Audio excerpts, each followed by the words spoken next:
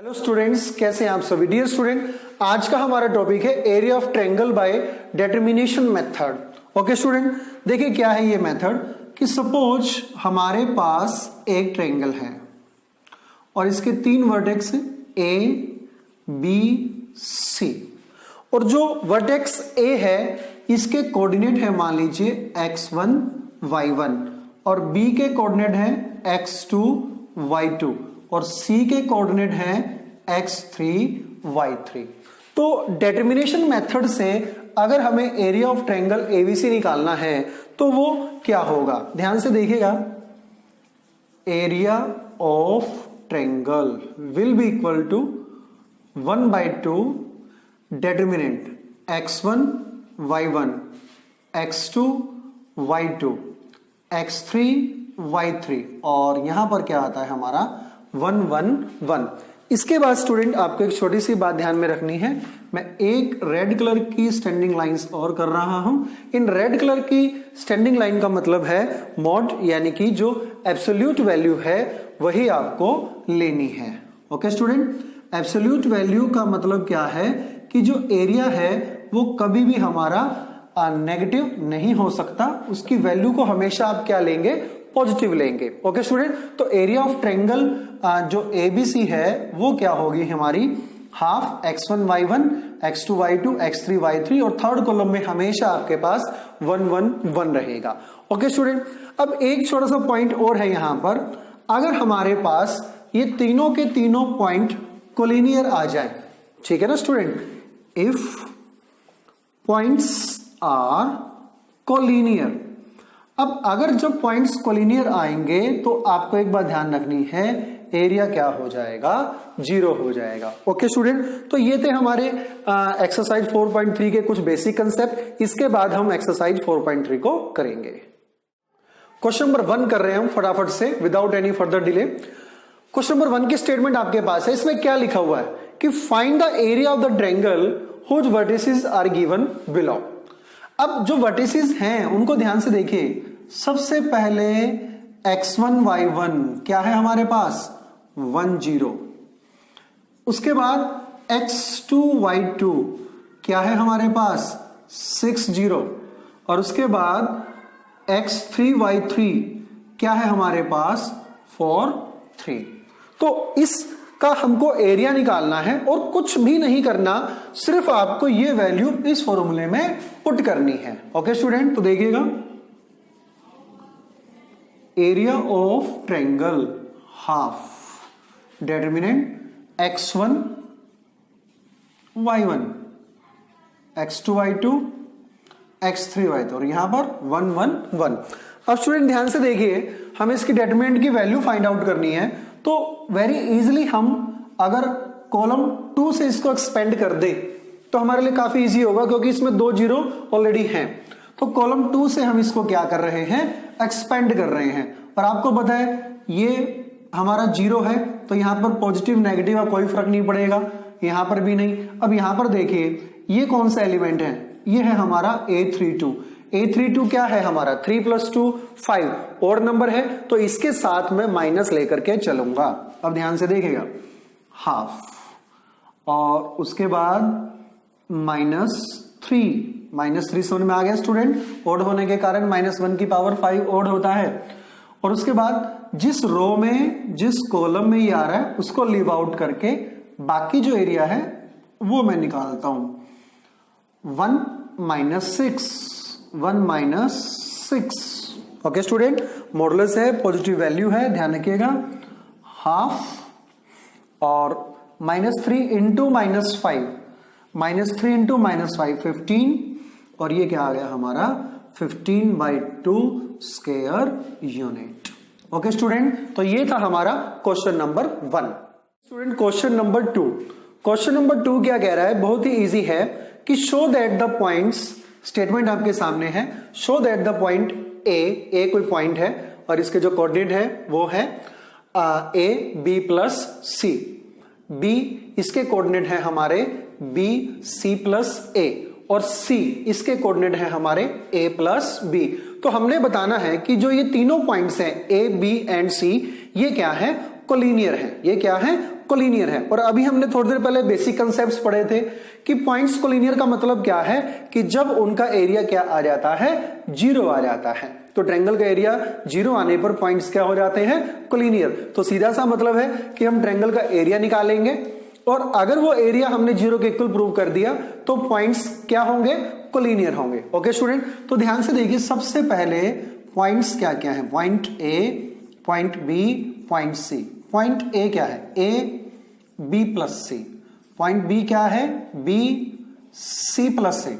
Point C क्या है? C A plus B. Okay student, ये है हमारे 3 पॉइंट्स। ठीक है, ये है हमारे 3 पॉइंट्स। अब हमें कोलिनियर प्रूव करने हैं तो हम क्या निकालते हैं? एरिया ऑफ ट्रायंगल हाफ, और ये मॉडुलस है हमारा। ये क्या है स्टूडेंट? हमारा x1 y1, x2 y2, x3 y3। तो x1 की वैल्यू क्या है? a b plus C, x2 y2 b c plus A, x3 y3 c a plus b। और यहां पर एज यूजुअल क्या आता है? 1 1 1। अब हमें इन ट्रायंगल के एरिया को 0 प्रूव करना है ताकि ये पॉइंट्स क्या हो जाएं? कोलिनियर हो जाएं। ओके स्टूडेंट, अब ध्यान से देखिएगा, फर्स्ट कॉलम में हमारे पास a है और यहां पर b प्लस सी है, यानी कि दोनों को मिला दें, ऐड कर दें तो a प्लस बी प्लस सी बन जाता है। सिमिलरली यहां पर भी और सिमिलरली यहां पर भी। तो यहां पर मैं एक छोटा सा ऑपरेशन लगा लेता हूं और वो ऑपरेशन क्या है कि C1 change into C1 plus C2। Okay student, तो अब ध्यान से देखिएगा, जो हमारा एरिया है वो क्या आ जाएगा? हाफ। तो C1 को चेंज करना, C1 प्लस C2, तो A plus B plus C, यहां पर भी A plus B plus C, यहां पर भी A plus B plus C, यहां पर क्या होगा? B plus C 1, C plus A 1, A plus B 1। अब स्टूडेंट, हम फर्स्ट कॉलम से A plus B plus C को क्या ले सकते हैं? कॉमन ले सकते हैं। तो कॉमन ले लीजिएगा, A plus B plus C divide by 2, और अंदर हमारे पास क्या रह जाता है? 1 1 1, B plus C, C plus A plus B 1 1 1। अब देखिए स्टूडेंट, हमने डिटरमिनेंट की एक प्रॉपर्टी पढ़ी थी, अगर कोई भी दो रो या 2 कॉलम सेम हो तो उनकी वैल्यू क्या होती है? 0 होती है। आइडेंटिकल होने पर उनकी वैल्यू क्या होती है? 0। अब अंदर वाली टर्म सारी 0 है, डजंट मैटर कि आउटसाइड में क्या है, तो ये सारी की सारी वैल्यू किसके इक्वल हो जाएगी? 0 के इक्वल हो जाएगी। और 0 के इक्वल होते ही एरिया ऑफ ट्रायंगल 0 है। इसका मतलब जो हमारे पॉइंट्स गिवन थे वो क्या है? कोलिनियर है। ओके स्टूडेंट, तो ये था हमारा क्वेश्चन नंबर 2। 3 देखिए स्टूडेंट, स्टेटमेंट आपके सामने है। क्या दे रखा है स्टेटमेंट में कि find the value of k, यानी कि आपको k की वैल्यू निकालनी है। उसके साथ क्या दिया हुआ है? If area of triangle is 4 centimetre square या 4 यूनिट, जो भी है ये, ठीक है, 4 स्क्वायर यूनिट। ठीक है स्टूडेंट, और उसके बाद जो ट्रायंगल के वर्टेक्स दिए हुए हैं वो क्या क्या हैं? देख सकते हैं आप, K0, 4 0 और 0 2। ओके स्टूडेंट, एक बार फिर से देखिए, k की वैल्यू आपको फाइंड आउट करनी है। एरिया है हमारे पास 4 स्क्वायर यूनिट, और जो इसके वर्टेक्स हैं हमारे पास K0, 4 0 और 0 2। ओके स्टूडेंट, अब ध्यान से देखिएगा, हमें k की वैल्यू निकालनी है। एरिया गिवन है, इस केस में एरिया गिवन है, और यहां पर हमें जो वर्टेक्स है हमारा फर्स्ट वर्टेक्स जो k है वो हमको फाइंड आउट करना है। ध्यान से देखिए, आप अपना रूल लगाइए बस कि area of triangle 4 is equal to 1/2 determinant K0, 4 0 0 2, और यहां पर एज यूजुअल क्या आता है? 1 1 1 आता है। ओके स्टूडेंट, तो सबसे पहला स्टेप मैं क्या करता हूं? इसको इधर ले जाता हूं, तो हमारे पास ये क्या हो गया? 8। ओके स्टूडेंट, अब 8 इज इक्वल टू K 0 1 4 0 1 0 2 1, बल्कि इस 8 को भी मैं प्लस माइनस लिख रहा हूं। दोनों साइन लेने पड़ेंगे हमको, पॉजिटिव साइन भी और नेगेटिव साइन भी। अब ध्यान से देखिए, अब 2 0 यहां पर सेकंड कॉलम में है और मैं क्या कर रहा हूं, इसको एक्सपेंड कर रहा हूं कॉलम 2 से। अब जब कॉलम 2 से करूंगा तो लास्ट क्वेश्चन भी हमने ऐसा ही पढ़ा था, तो यहां पर ये एलिमेंट कौन सा है हमारा, 832 है, तो इसके साथ हमें नेगेटिव लेकर के चलना पड़ेगा।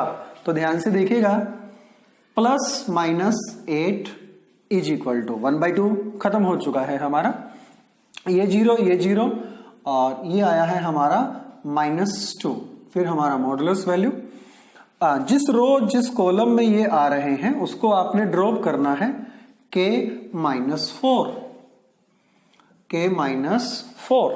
Okay student.